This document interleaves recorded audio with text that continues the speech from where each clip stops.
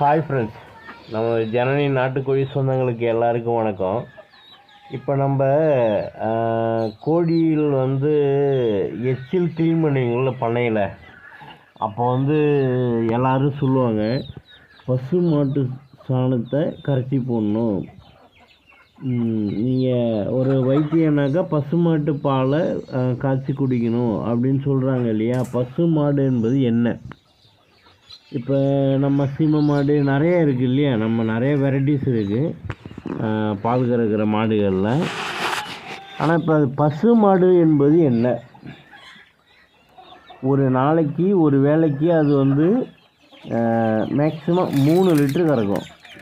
ஆமாம், காலையில் 3 லிட்டருனா சாயந்தரம் 2 லிட்ரு. இதுதான் நம்மளுடைய நாட்டு மாடு பசு மாடு.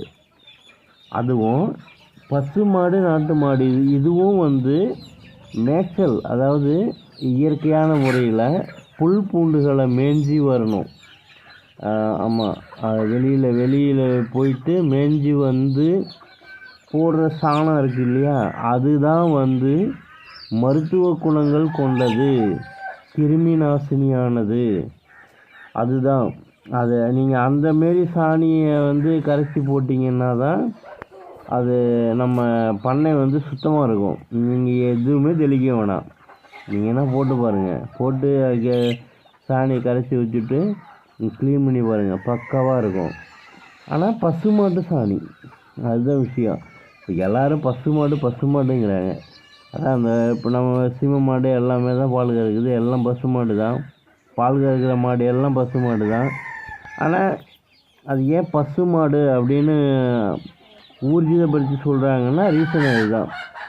இப்போ நீங்கள் அந்த மாதிரி நீங்கள் இயற்கை மேய்ச்சலில் மேய்ஞ்சிட்டு நம்ம தீவனம் போடாமல் மேய வச்சு கொண்டு வராங்க இல்லையா, அந்தமாரி மாட்டிலேருந்து எடுத்து போட்டு நீங்கள் கரைச்சி ஊற்றுனீங்கன்னா சுத்தமான கிருமி நாசினி உருவாகும்.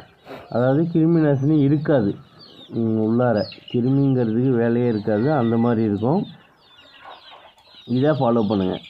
இப்போ நம்ம சொல்கிற விஷயம் உங்களுக்கு பிடிச்சிருந்ததுன்னா ஷேர் பண்ணுங்கள், சப்ஸ்கிரைப் பண்ணுங்கள், லைக் பண்ணுங்கள். ஓகே, பாய், தேங்க்யூ. நம்ம சேனலுக்கு கொடுத்த ஒரு ஆதரவுக்கு மிக்க நன்றி. மக்களே, நிறைய பேர் கொஞ்சம் சப்ஸ்கிரைப் பண்ணாமல் பார்க்குறீங்க.